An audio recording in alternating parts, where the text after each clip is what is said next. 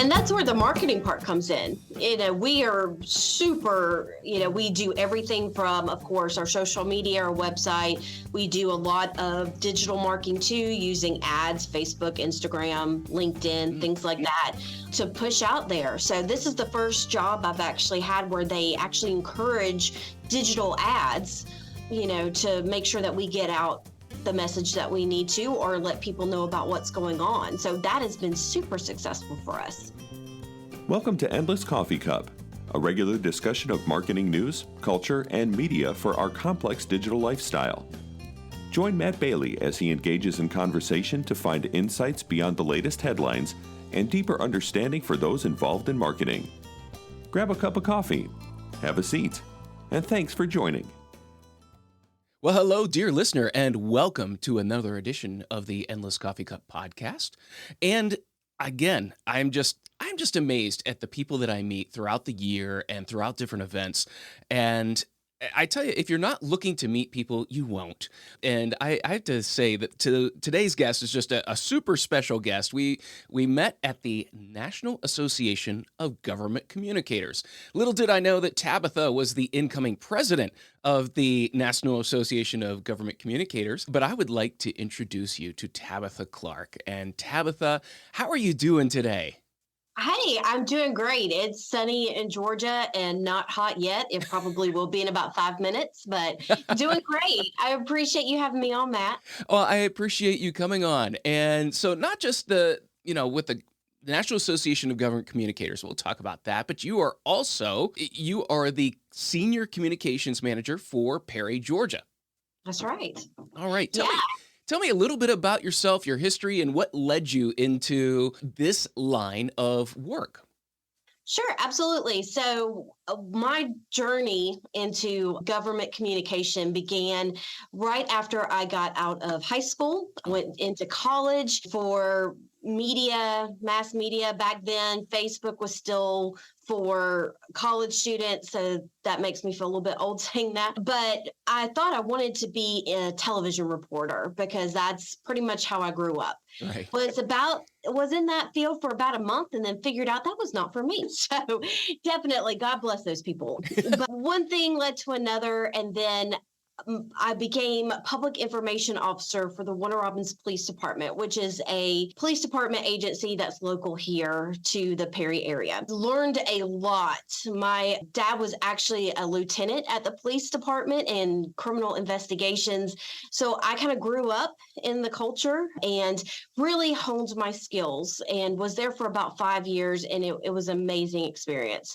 Went into K-12 education after that, just to try something new. And it was great. I learned a completely different set of skills for communication back then, but really missed the actual local government part of it. So I was very fortunate that the city of Perry was hiring and for their communications manager. And I have been here for about 3 years and absolutely love it. Wow, that sounds amazing. And I think we're a little mirrored here because I got out of university with a journalism degree. Uh-huh. But I knew after my internship in my senior year that this is not what I want to do. No. It just wasn't set for me. And I just, but like I said, God bless those people because they work so hard in such great conditions. Oh, yeah. Well, I think that's the important, I think, of internships, of getting some of that job experience, maybe even as you're selecting the major or something. Before it's too late because you don't want to do something and put all your time and energy and then years later think, oh my gosh, I shouldn't have done this. Right. This was, I don't want to do this anymore. So I'm a big proponent, like you said, of internships, going and shadowing somebody. It can really save you a lot of time and money in the future. Well, absolutely. But you also, with your background, I mean, it's a great display of the many things you can do with communication skills. Yeah. You went public service, you went to education, now you're back in public service. And I think communication and, usually I'm talking about marketing, but you're still doing marketing. You're still doing, all of this is kind of wrapped up in the same ball.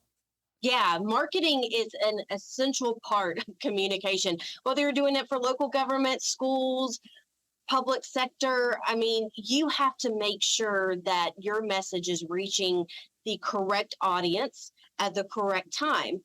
And the thing about it is your audience is vast, and you have to make sure, and there's so many different sectors of your audience that you have to make sure that that message is getting to the correct person, or the message is getting sent to the same, to the people, but in different ways. Right, right. Absolutely. Yeah, it's the same exact thing. I think just we're maybe measuring results differently.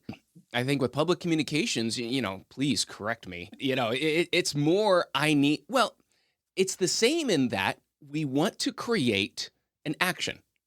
We That's want to create we want action to be taken. So there's always a call to action.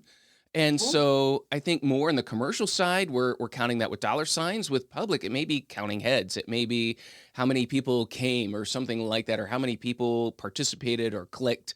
You're still a lot of the same things, and is that you're trying to change someone's behavior. Right. And it's also not only just behavior, which is a huge part of it, but also informing and educating. In my line of work with government communication, we have to constantly educate, our citizens and our visitors about, what's happening with their government. But even in the public sector, you want to educate somebody about what you're trying to portray, whether it's, a product, whether it's a service, you want to educate them, which will then lead to, more engagement and calls to action. Mm, absolutely. Absolutely. So, one of the things that has consistently come up when I talk to people, especially in journalism, or we talk about journalism, is the effect over the past few decades where everything has gone national or international. And Yes. most of the news that we take in on a daily basis is national or international. And yet what we take in locally now is nothing compared to 40, 50 years ago when the primary news that someone would take in would be local and you had local reporters Yes. and local sources of news. So you're fulfilling that role now. How does that look now in a digital age?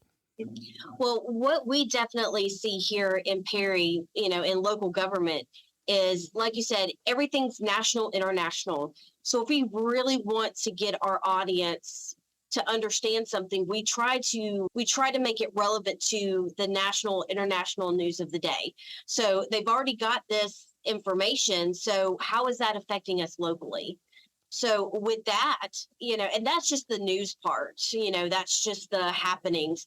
Digitally, we have to make sure that we are up to date on, what the trending topics, making sure that not only do we know what's going on outside of our little bubble here in Perry, Georgia, but we have to make sure that we're not accidentally going to cause controversy or crisis because there's something going on, nationally that we're like, oh yeah, it's great, and then it's like something offensive or, that's happened many times before. So getting that digital landscape and actually looking outside of the local government is super important to make sure that we are staying relevant and Mm, cognizant of what's happening. wow. Wow, I did not think of it that point, but yeah, you Yeah, you kind of have to keep your pulse on what's going on, and then how do we almost interpret that locally? How are that's we right. supporting? How are we reacting, or something like that? That Hmm. is fascinating. Because part of this too is now you don't have the journalism aspect that you have where. I keep saying 50 years ago, but that's, really, that's where you had local reporters. So Right. you're now going direct to people rather than I'm sure you are working with media. How much of your job Yeah. is direct? How much is working with media? Well, whenever I started in 2009, I think, as the PIO for the police department, I was working with media constantly. Reporters, you had beat reporters. I had a crime and courts reporter that would talk to me multiple times Mm, daily. Now it's complete opposite because of the shorthandedness in especially our local media outlets. I don't know who I'm going to talk to. And normally, what I've noticed too is because they are so stretched thin and they kind of send whoever they have available to me, they don't have the time to research what they're covering. So I actually have to be prepared to educate them on what they're coming to do the story, because a lot of times if you don't do that, and it's not necessarily a reporter's fault because they're, like I said, Right. they're stretched in, and I understand the situation, but if you do not give them a small education on what they're covering, especially in local government, that story could be completely different than what the reality is. And they're giving that story out to thousands of viewers and listeners. And that can create a big crisis if the message gets miscommunicated between me and the reporter. Wow. Wow. Yeah, that is an interesting aspect of it, of this. So the reporter is actually your audience as well, that you've got to Yes. give them the background of here's what's going on, as well as, not just the press release Yes. of republishing it. There's a story that goes along with it. That is correct. And you have to make sure that the details are there, because talking about, especially local government, talking about like water sewer infrastructure in 2 minutes or less, you can't do that any justice. I mean, anything like that. And that's kind of what we have to remember, especially whenever we're in our talking points and preparing for this interview. What are the talking points that people actually need to know?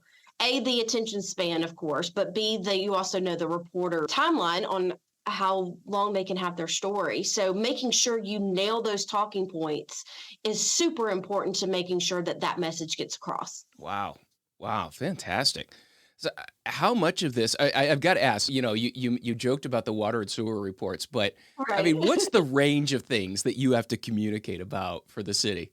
Well, I mean, we're everything from, dog adoptions to, we have some great events here in Perry, Food Truck Friday. We have the Buzzer Drop, which is our New Year's Eve celebration. So I talk about everything from buzzards to the East Perry extension area that's going to give water to, the growing population. So buzzards are a lot more fun to talk about than the water, but that's a big scope. I'm sure it covers a wide range. I mean, that there is a lot going on, I think, within a city, and it all's got to funnel through you. Hmm. So how do the officials work with you to ensure that their message is getting out? How does that process kind of work through you? Do you give them feedback as to how they should speak, or how? Just kind of give me an overview of that. Yeah, sure. Here in Perry, I'm super fortunate to have a great mayor, city managers, and council that are super supportive of communication. Mm. So to give you an example of that, this year I got with the mayor and we put down the 5 priorities in 2022.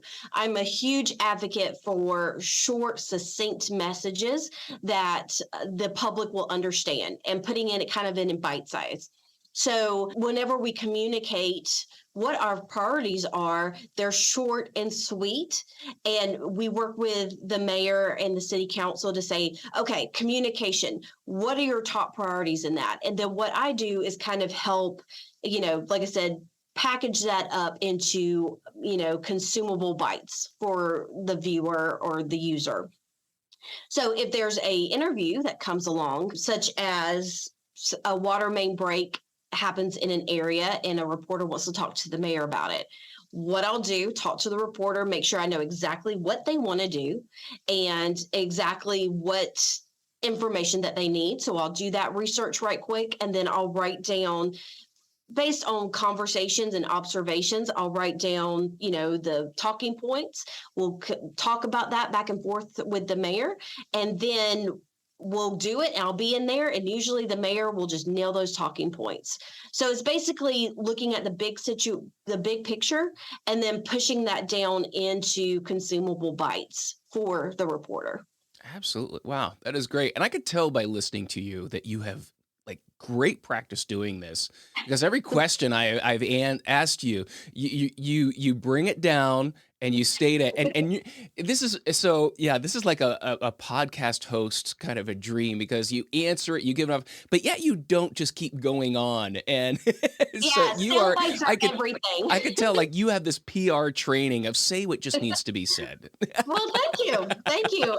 That is what I tell people. That is years of experience and mistakes and trial and error. So, I don't want to hear my voice too long. So I'm like, we're going to get it to the point and then we're going to be done. Well, So, and so I recently sat through a friend of mine. She led a course on crisis communications. And that was one of the big things that I took out of that was just say what needs to be said. that's That's right. it. And so And I'm that's it. sure like you've dealt with crisis comms as well that and that's what a crisis, like you said, it's a water main break, it's losing power. It's not always something huge. Right, right. But to that person, especially in local government, it is huge. So you have to make sure you also have the empathy and compassion in that message as well. Mm, wow. So being the public information officer for the police department, that I've got to ask it like, wow, what does that entail? How is that different? You said you were dealing with media consistently. What are some other Yes. ways that this is what I love about marketing communications is that there's a million different things you can do with it. Oh, yes. It's It was just definitely it was a new thing every single day, which was awesome because I love to be on my toes and not be kind of stagnant in an office. But being a police public information officer is that was a very big trial by fire, especially for a brand new communications professional like I was, because not only were you talking about, unfortunate events many a times, whether it be, a shooting or somebody, was involved in a homicide or something like that. You also had legal implications on that. mm, So talking about you say what needs to be said and be done with it, I had to be very careful in what I told the media just because it could impact the investigation. So having that constantly in your mind really helped me go, I always said the most dangerous question was, do you have anything else to add? Because, normally you're like, oh yeah, I want to, talk about this, or I feel like I have to, add something to it. No, I learned very quickly. You say, no, thank you. I think we're good. If you have any other questions, please let me know.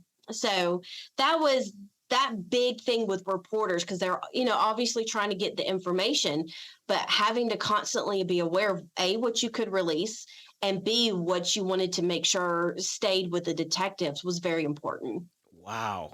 Wow, yeah, what a difference. Oh, yeah. Yeah, especially with more media, more Yeah. well, much And it more happened quick. oh, So, yeah. yeah. So, like now, normally I have time to research and, prepare.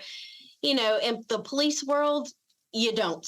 It's very rare when you have time to prepare. So kind of making sure that you could really do it on the fast track. And that's a skill that it has to be made within you to be professional and be successful in that job. Wow, that is amazing. Yeah, like I said, I'm like, there's a million things you could do with this, and I love how you've had two completely different roles in government communications and experience. What a vast difference there is between them, but yet it grows your skills.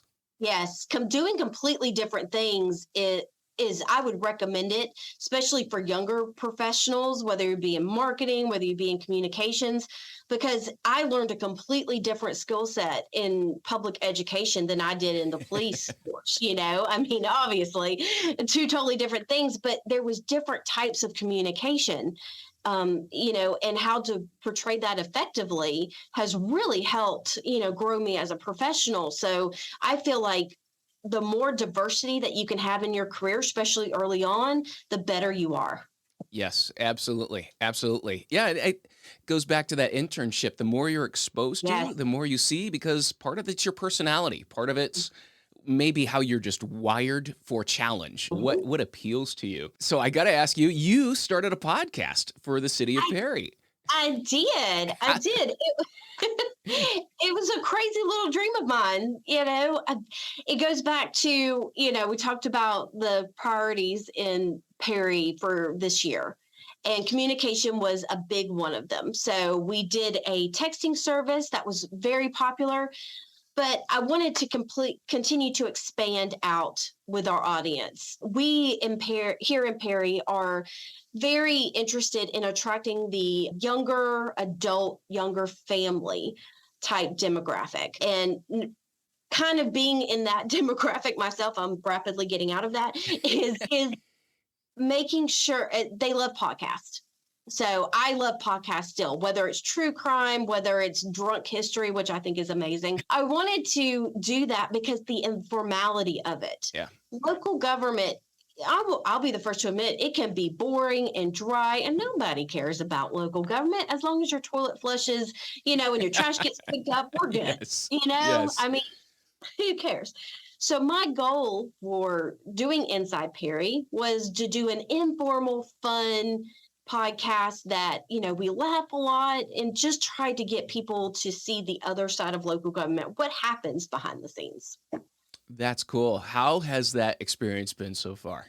It's been amazing.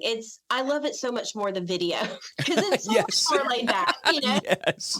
And normally my guests that I have on there, you can tell, video, they're all stiff and everything. And then once they get behind the microphone and you kind of start talking to them, it really, the personality and then just the relaxed feeling comes through. So it's been amazing. And kudos to you, because I will tell everybody that I can come in contact with. You helped so much, thanks to our connection with NAGC, you have been awesome.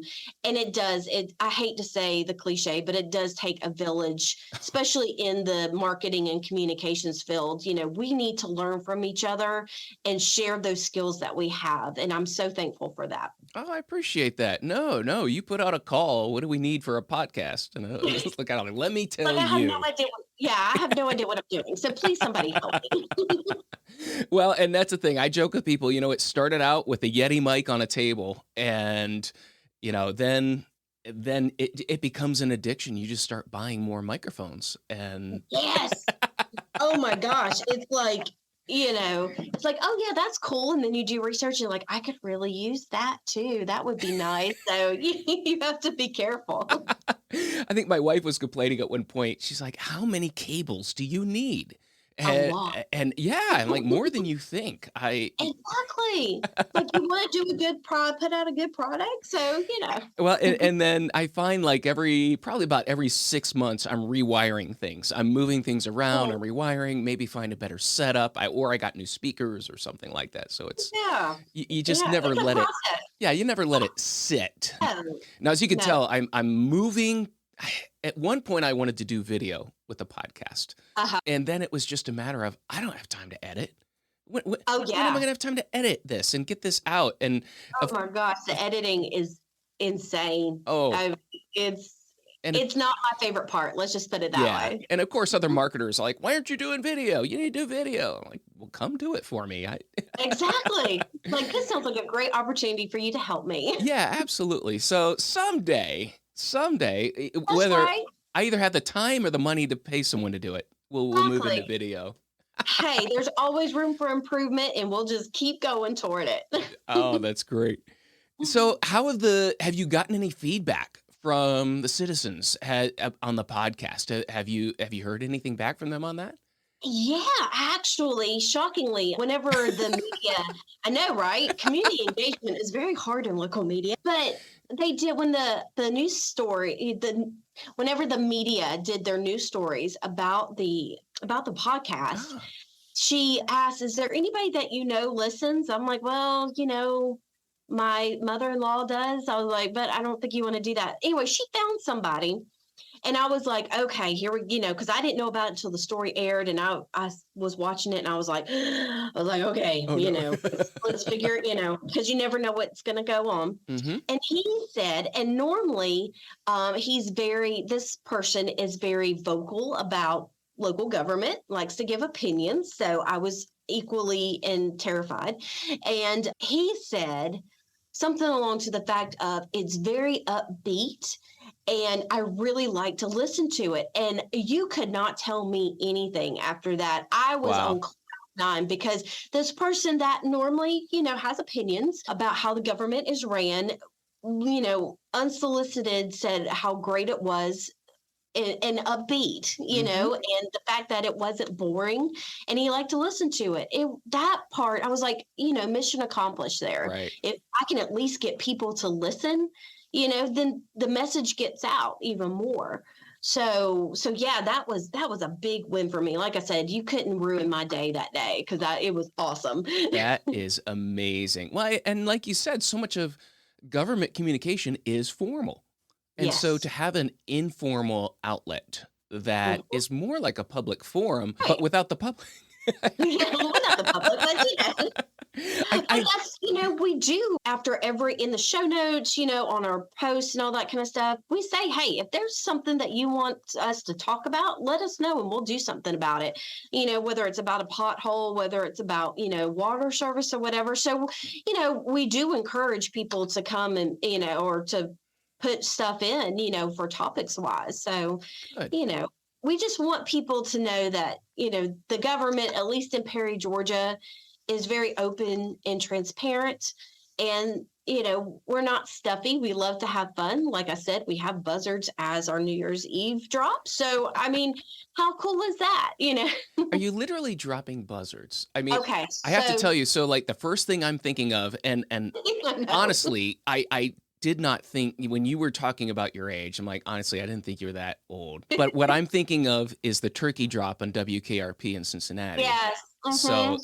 what Okay. exactly is the buzzard drop? Okay, so I guess I should really I'll do some sound bites here for you. So here in Perry, Georgia, we are in the direct line of buzzards migrating to the south. Okay. So yeah, it's weird. But they like to take breaks in Perry on our water towers.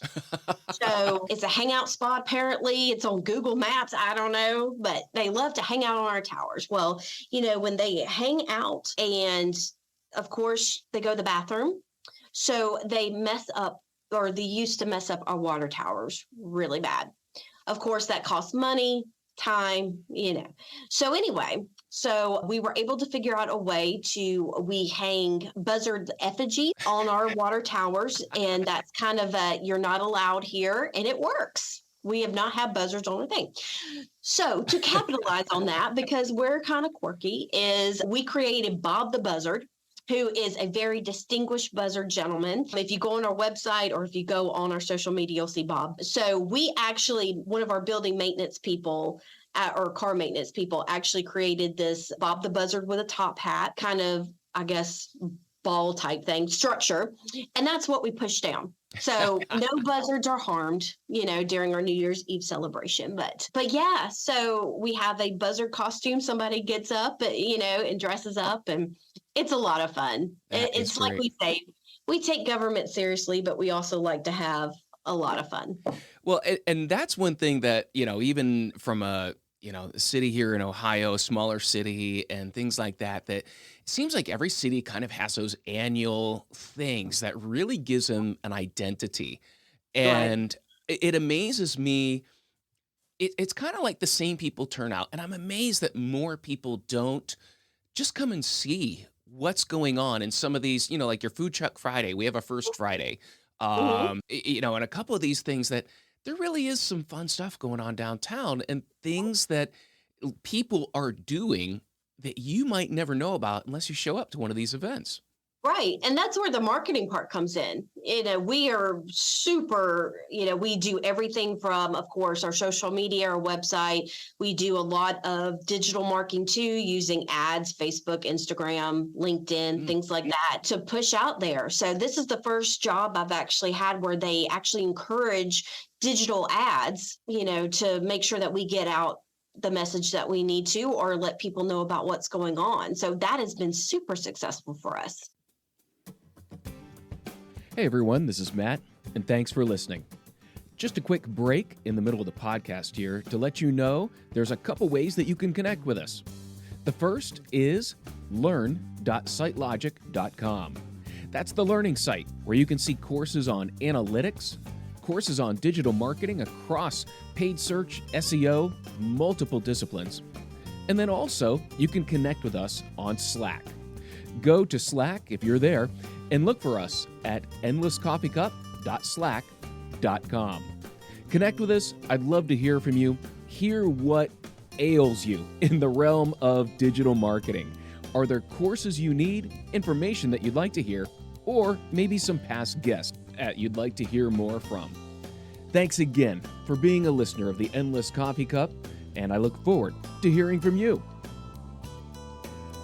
Oh, great. Great. Mhm. Yeah, that's the local town events are always, I think there's always it's a perfect combination of really good stuff, slightly cheesy, but yet That's that's right. what makes that small town life, part of so enjoyable.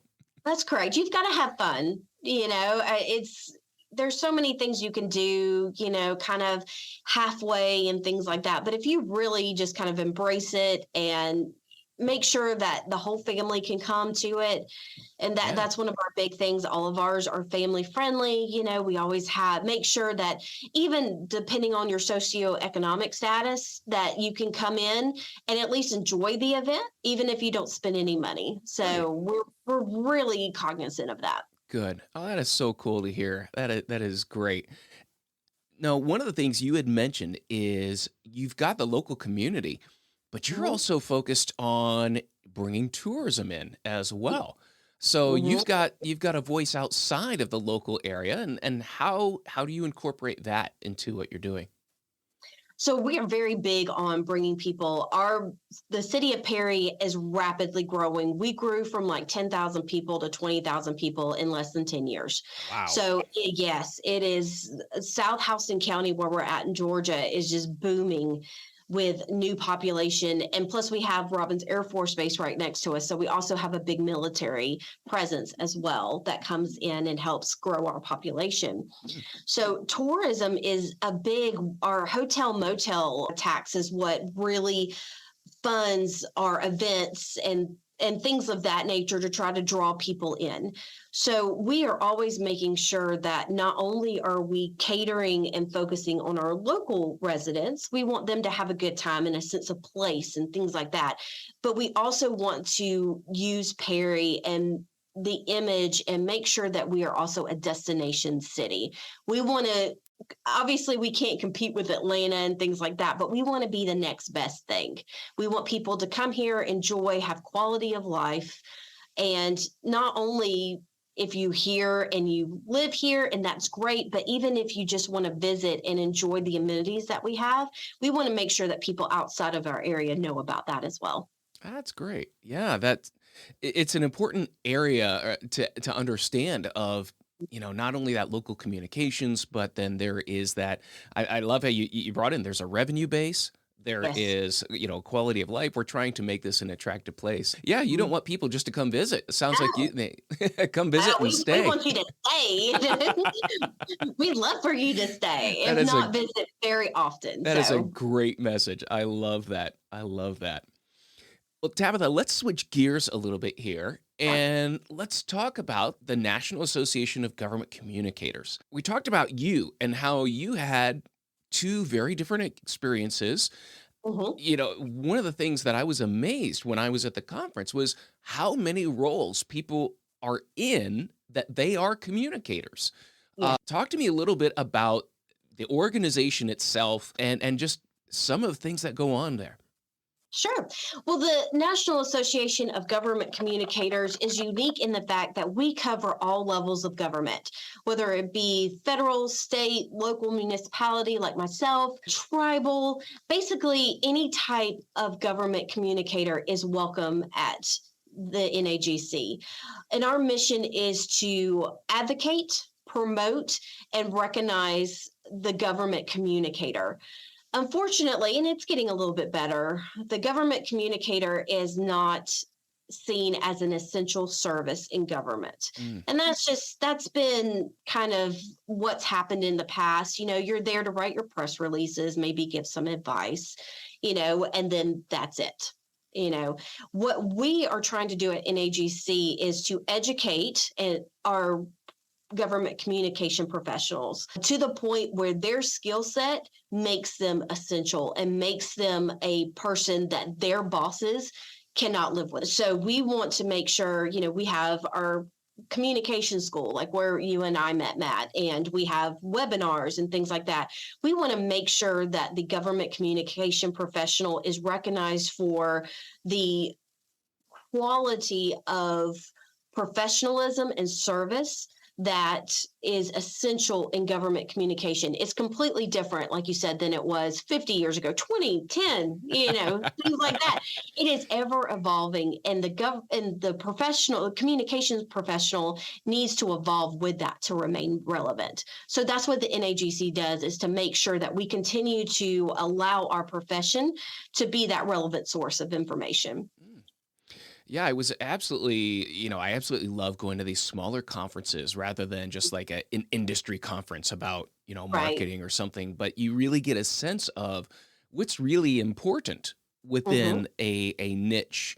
And it was interesting because it wasn't, being in communications almost my entire life, it's not something that was immediate. It's not something I really thought of. And then when I saw the school and we met there, I was really impressed at the breadth of information that was being shared. Mm-hmm. Of course, a lot of PR, Oh emphasis yeah. on what was going on, but then just the questions being asked, just regardless of level of government, everyone's kind of asking some of those same questions. Right. And that's the thing. Even though we're on different levels of government, we basically have the same core, you know, struggles and challenges that we face throughout all levels of government. And that is making sure that we're up to date on what we need to do to be, a service to our bosses, but more importantly, a service to those people that we are trying to communicate to. We want to be transparent, we want to be accurate, and we want to be speedy, but we have to make sure that there are plans and skills in place to make sure that that runs smoothly. Yeah.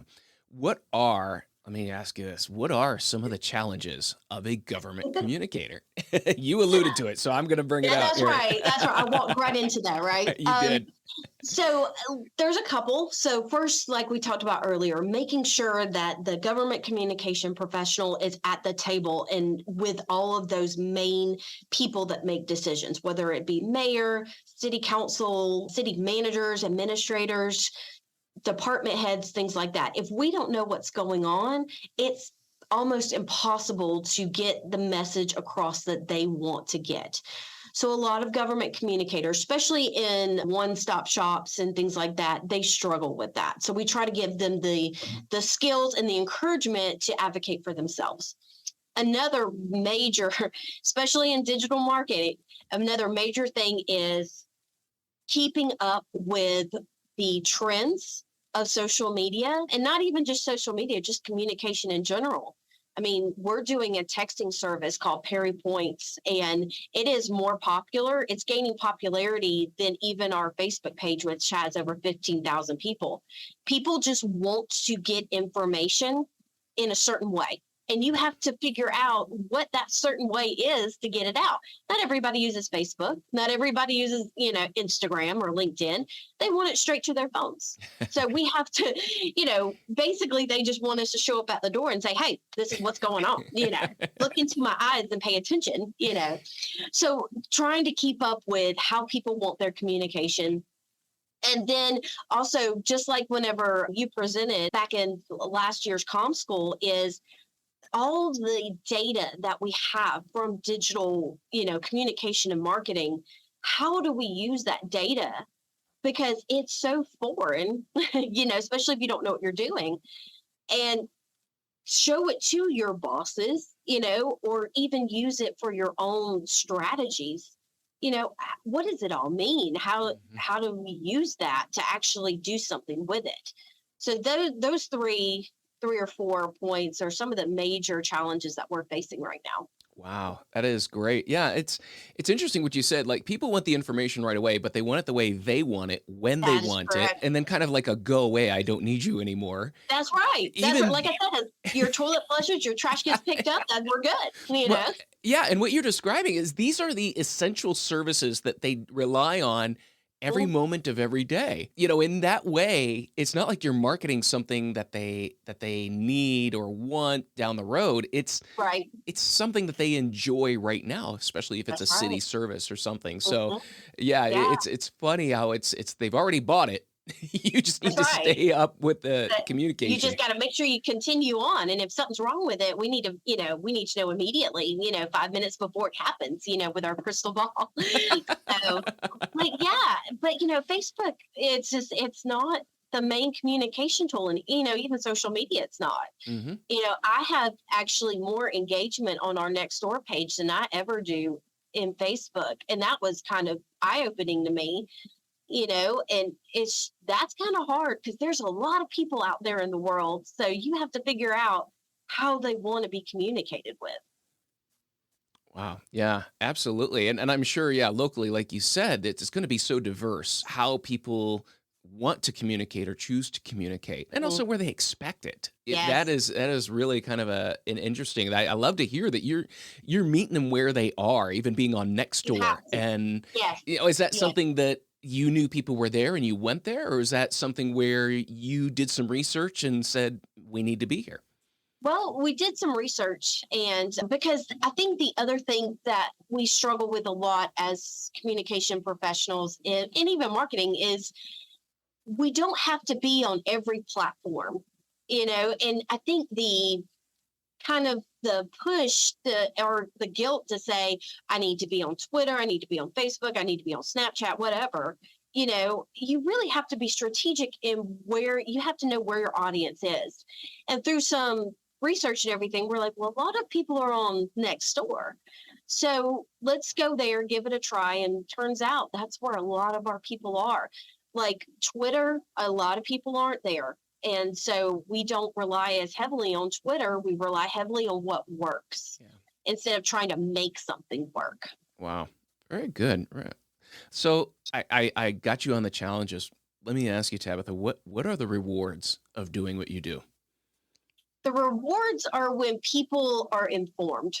Whenever they say, wow, I didn't know that, or that's super interesting, it may not be the most relevant thing in their life, but knowing that the message that you've strategically crafted or, worked super hard on to get out, or they go, yeah, I heard about, the nasty nine, which is our code compliance, that's, like I said, we're kind of quirky here, but it's the most common code compliance issues that we face in the city of Perry. Somebody will say, oh yeah, I know that, those signs are part of the nasty nine or something.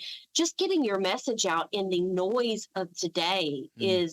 is a huge win for communications professionals because there's so much noise.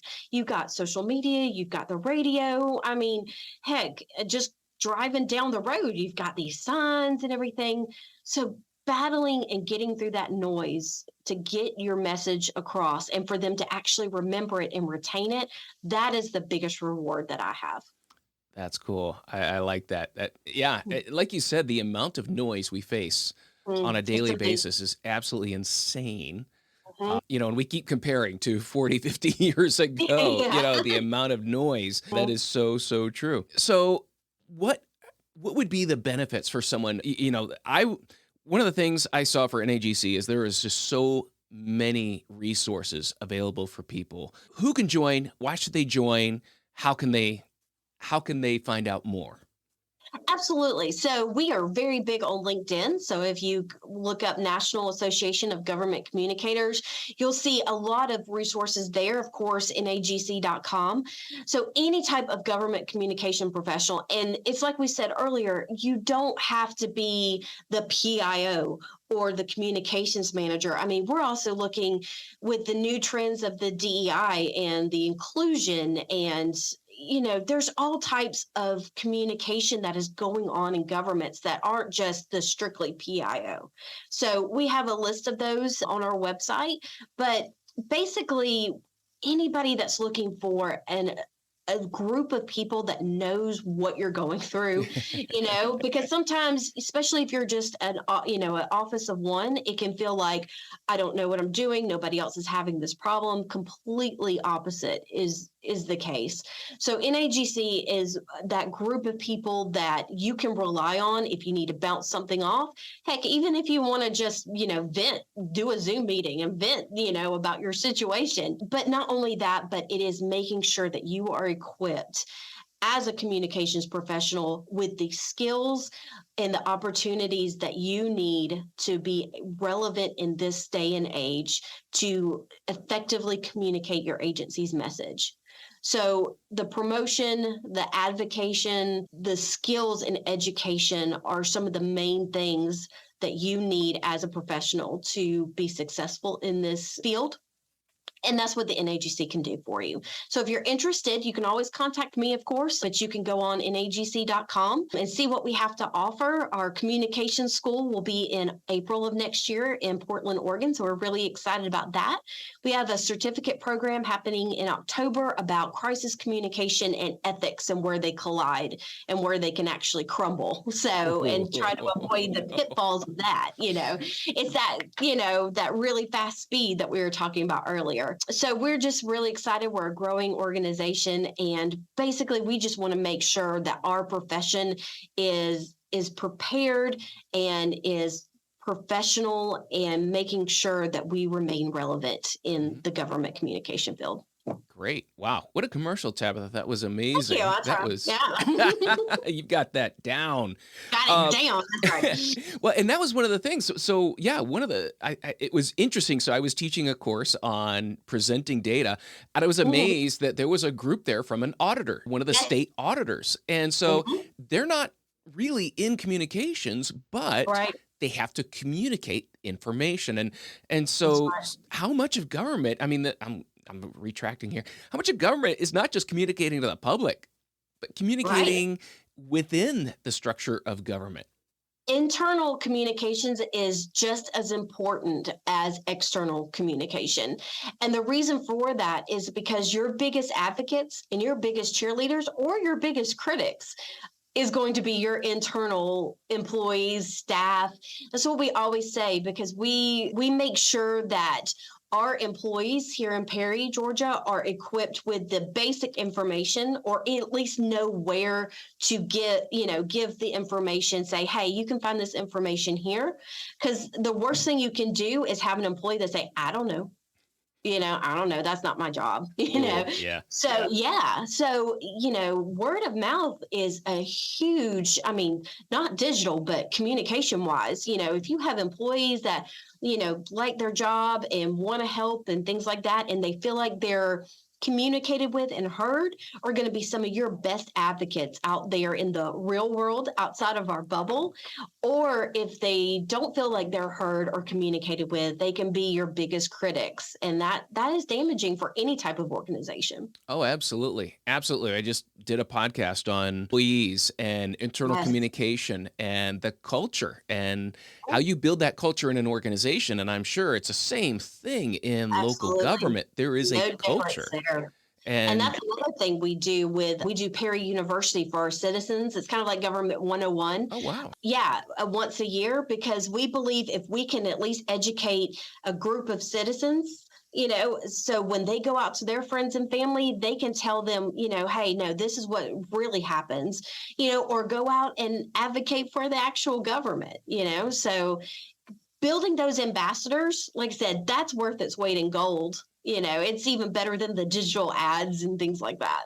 Wow. Yeah. Oh, that is a great program. I love that. We have a lot of fun. Yeah. Oh, I imagine so. How many people a year do you get through that? We normally 25 to 30 people per year. So get to play.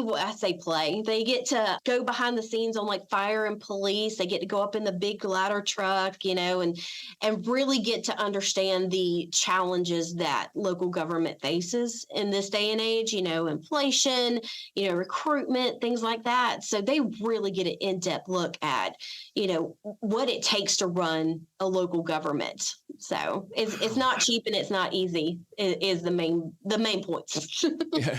How many of those people, have you seen, from past groups come through, how many of them get back into public service? Several of them.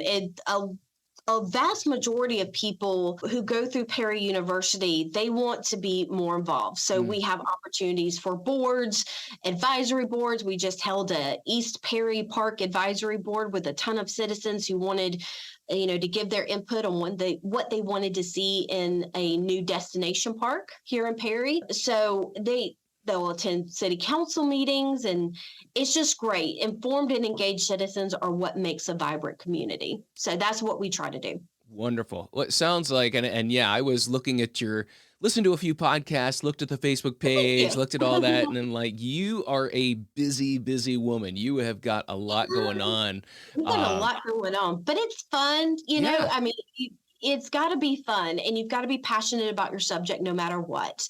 And having the support staff around you too, I mean, it makes it a lot easier, but we are busy here in Perry. Well, and it looks like you're having fun. I mean, that is the biggest thing. It looks like you are having the time of your life doing this. I am. Me and Bob the Buzzard, we're having a great time. I get him whenever I can, That's awesome. That is great. Well, man, this has gone so quick. Dear listener, if you are even considering anything in public information or public communications, I would highly recommend looking at the NAGC, even if you just, start following them, maybe sit in on a few webinars. But I will say the annual school, as well as what's it called? A conference. I forget conference. Oh, the certificate program? Or the certificate program. Oh, geez. Yeah, that on crisis comms would be incredible. Yeah. But even the national conference, as you said, in April, well worth your time. Even if you're in public information or you're considering it, it would be an amazing time to really understand what's going on. Well, we certainly appreciate that, and that's our goal, is to make sure that during that conference we give relevant and up-to-date information on what the professional government communicator needs to know. That is great. Tabitha, I have one last question. Sure. Do you have anything to add? Absolutely not. If you have any more questions, please let me know. I see what you did there. I was writing that down as soon as you said that. That's right. See, I got you there. You did. You were ready for it. I was ready. Well, dear listener, thank you so much for tuning in to another episode of the Endless Coffee Cup, and I hope you had a great time in this podcast. Tabitha, it has been a joy having you here. A great conversation as always. Well, Matt, I appreciate you very much, and I look forward to the next episode. Absolutely. Well, the next episode will be you, so fantastic. Awesome. All right, thanks again, dear listener, and I look forward to seeing you the next time on the Endless Coffee Cup and having a good cup of coffee together. Thanks again. This podcast is heard along the Marketing Podcast Network. For more great marketing podcasts, visit marketingpodcasts.net.